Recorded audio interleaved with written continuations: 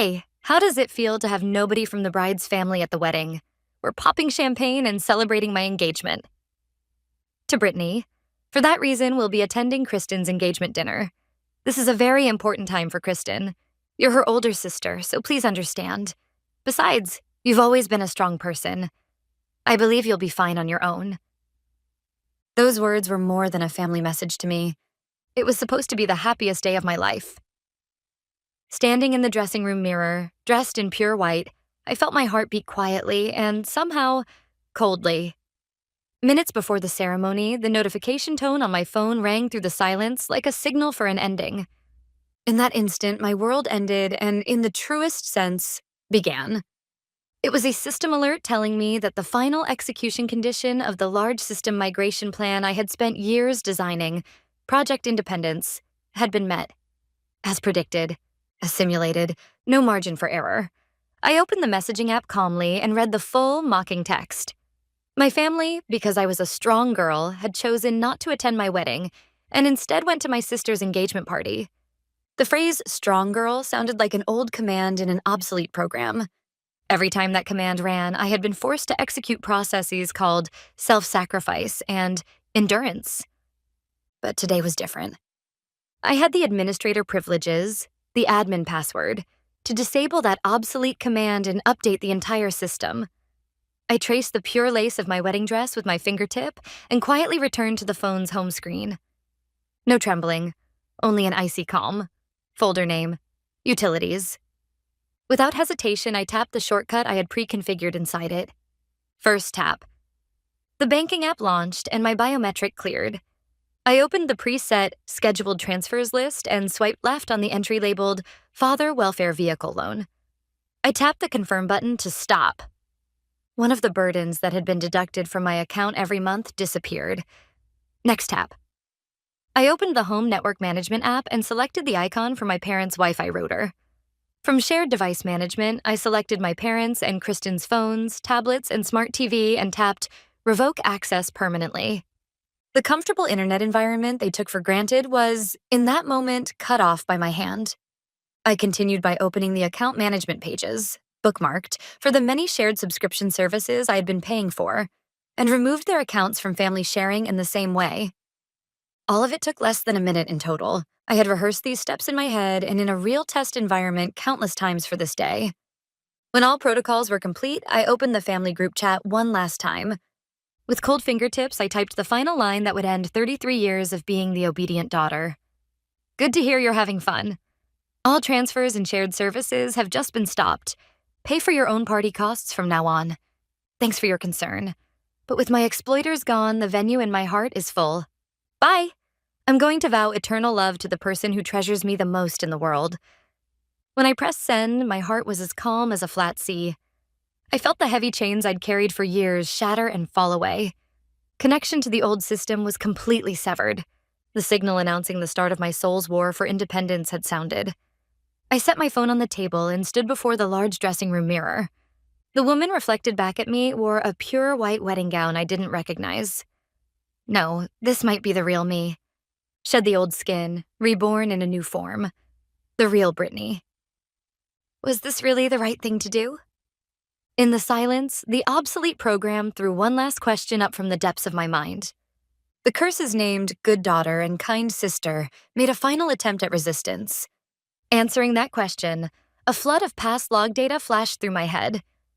The living room scene when I was forced to take on a massive loan alone. My mother's tears, my sister's innocent cruelty, and my father's silence. No, it isn't a matter of whether it was right. There was no other choice. If I had stayed connected to that system, my resources would have been continuously siphoned away until I was rendered functionally dead, mentally and financially. This was not sentimentality. It was the only rational decision to survive. At that moment, the dressing room door opened quietly. Standing there was my sole accomplice, Jonathan Smith. He looked from the phone in my hand to my composed face and understood everything. The trigger's been pulled then. Yes, by their own hands, as predicted, with no error. I see.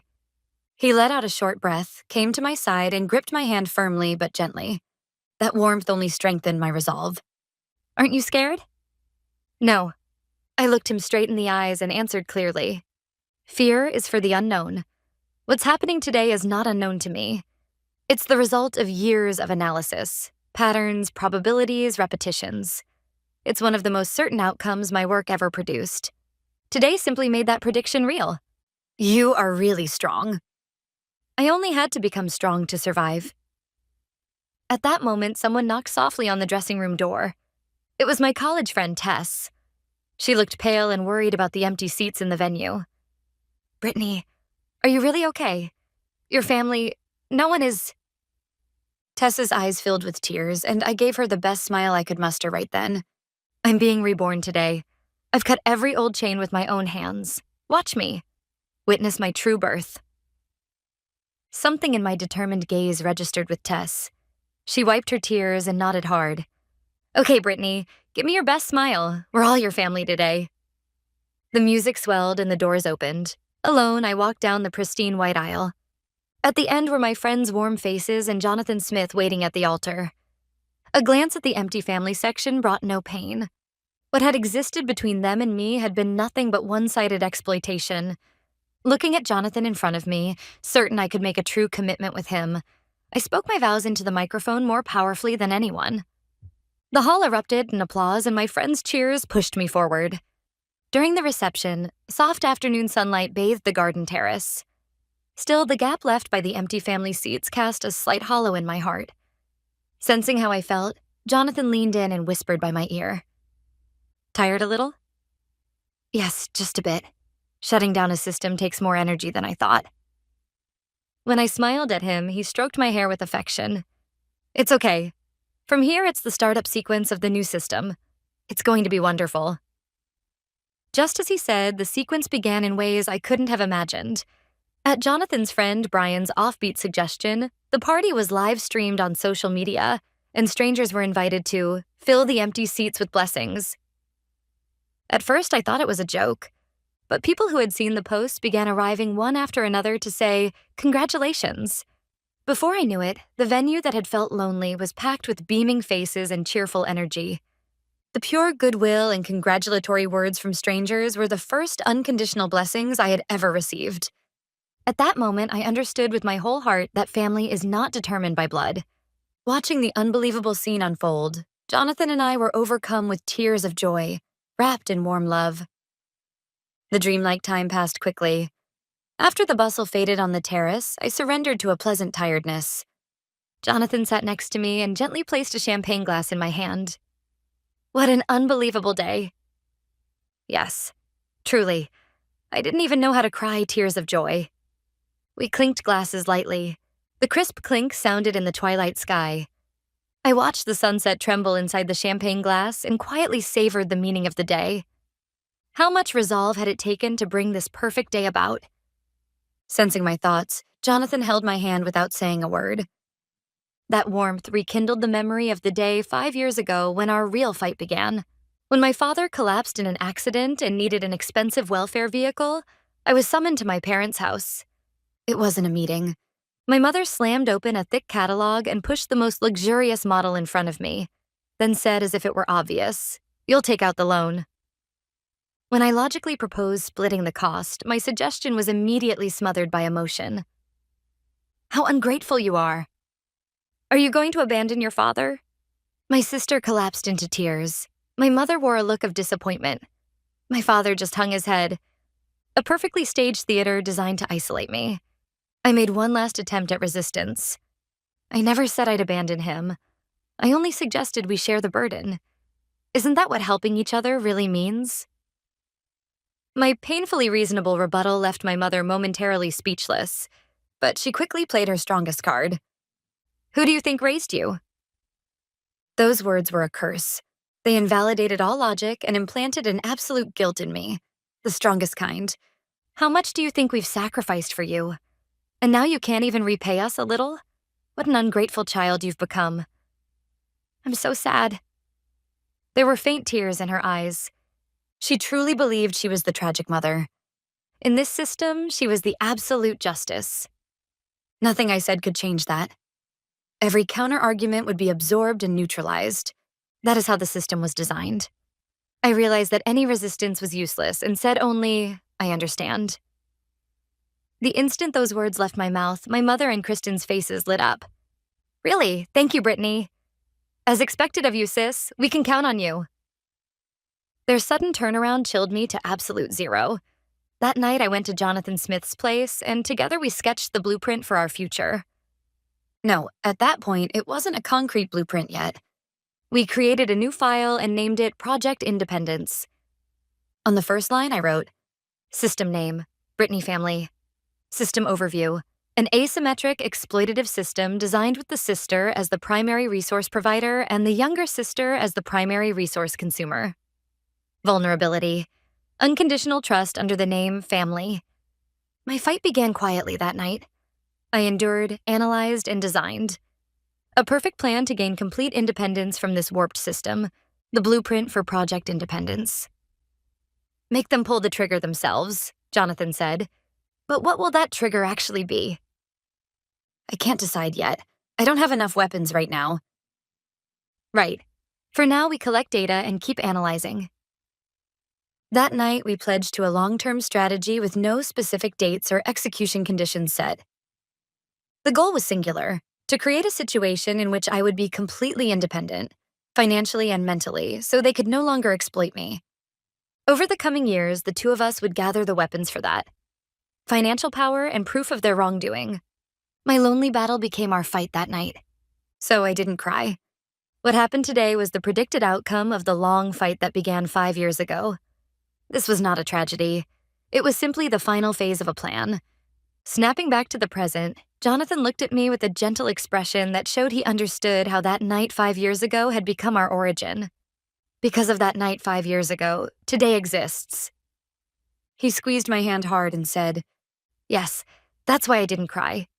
Everything that happened today is the expected conclusion of the long battle that started then. This isn't a tragedy." I smiled at him. This is a happy ending, the beginning of our true story. The sun had set, and on the garden terrace, candlelight and string lights twinkled like jewels. Gentle conversation with friends slowly soothed my heart. But my fight was far from over. The second phase began that night, in that place. I gave Jonathan a look, excused myself briefly, and moved to a quieter spot indoors. Then I opened Instagram, my other world with 80,000 followers. This was not revenge. This was my declaration of independence. And it would be a reference manual for anyone else suffering from invisible chains. I copied and pasted the post I had prepared for this day, checking each line carefully. There were 3 photos. The first, a wedding photo of Jonathan and me holding hands and smiling in the venue, despite the empty family section. The second, a screenshot of the mocking message Kristen had sent. The third, a screenshot of my mother's merciless email calling me a strong girl. Then, calmly but with all my will behind the words, I wrote, "Today, September 14th, 2025, I married the person I love, Jonathan Smith. I offer my heartfelt thanks to all the friends who gathered to celebrate our new beginning. And to my family, who are not present here but who, in a way, shaped another side of my life. I am, in a sense, grateful as well. They taught me, through their own actions, that blood ties do not prove family. Today, I ended every relationship with people who did not respect me. And if anyone reading this is wearing themselves down under the chains of because they're family, as I once did, I want you to know this. The ones who truly value and love you are your real family. At our wedding today, there were many empty seats, but in the end, countless warm-hearted people with no blood ties filled them. My new life begins here, today. Thank you truly to all of you." I pressed post. At that moment, my phone was hit by a storm of notifications like a scream. Within minutes, there were over 1,000 comments, and the hashtag #BrittanyWedding was trending. It was the moment my quiet act of exposure reached the world. After that, my phone literally never stopped ringing. I never answered, of course. As Jonathan and I had promised, we forwarded all calls to voicemail while staying in a quiet seaside cottage for our honeymoon, watching the records appear as nothing more than log data. Outside, waves rolled gently to shore, but from the phone speaker came the death cries of the collapsing old system. The first message arrived just an hour after the post. It was from Kristen. Her shrill, hysterical voice cut through the air. "Brittany, Are you insane? What was that post? Delete it right now. Thanks to you, my Instagram is flooded with hate comments from people I've never even seen before. This is all because you couldn't even throw a decent wedding. Who holds it at the same time as my engagement party? You're crazy. Call me right now, do you hear me? Classic blame shifting. The word self-reflection does not exist in her dictionary. When I stopped playback, Jonathan, who had been listening, spoke quietly. Amazing. She really believes everything is your fault. To her, you were nothing more than scenery, tools to make her life shine. Yes, a perfect log, I answered coolly. The next message came at midnight, from my mother.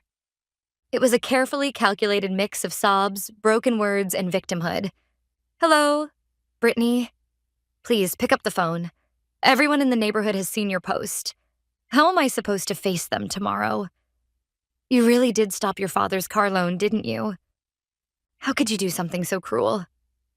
We loved you, raised you with everything we had. And this is how you repay us?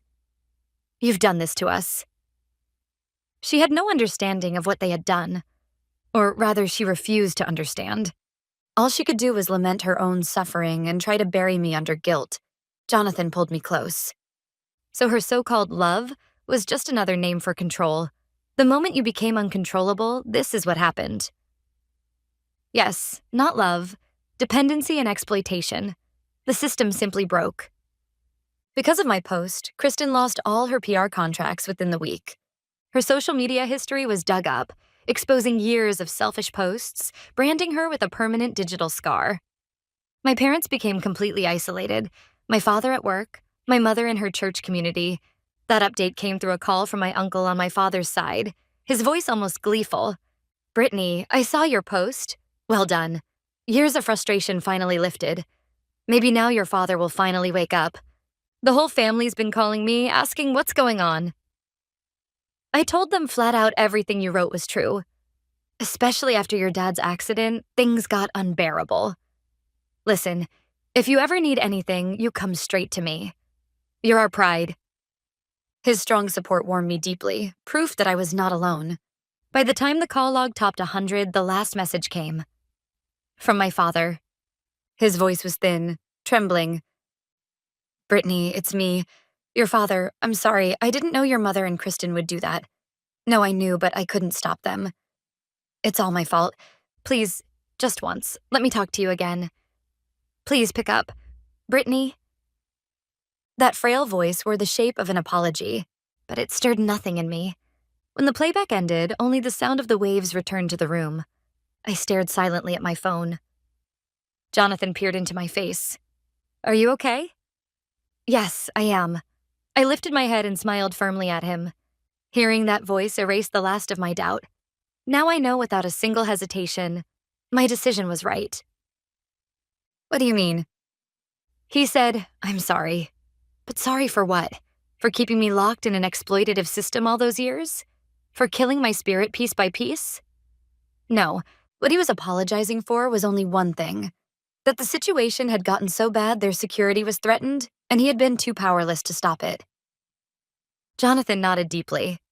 A textbook self-defense of someone who won't take responsibility.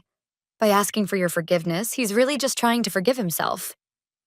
Exactly, I went on. If he were truly remorseful, the first thing he would do is face my mother and Kristen. He'd say, what you did was wrong. Before contacting me, he would work to rebuild their lives on their own. But he won't. He's only trying to drag me back into the system again to fix their problems for them. His last words weren't an apology. They were a new form of control. Their every action was contradictory.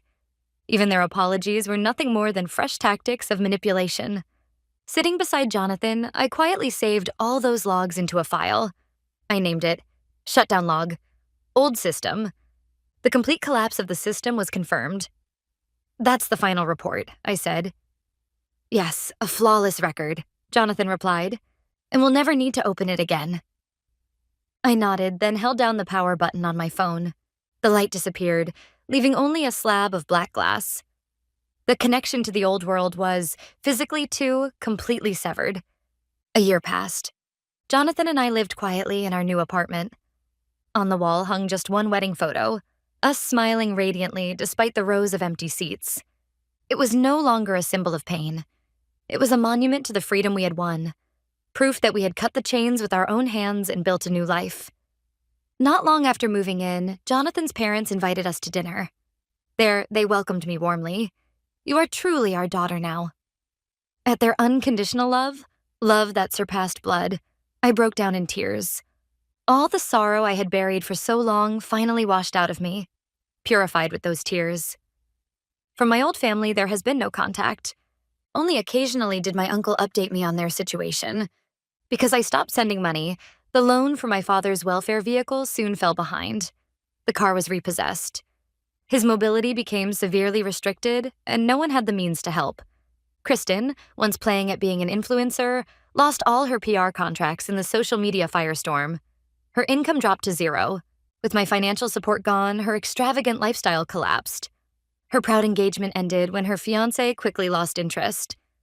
My mother, for the first time in her life, took a part-time job to support the household. But she couldn't withstand the unfamiliar work and the cold stares of the community. It didn't last. Eventually, they could no longer maintain the mortgage. They sold the house and moved quietly to another town. It was self-inflicted.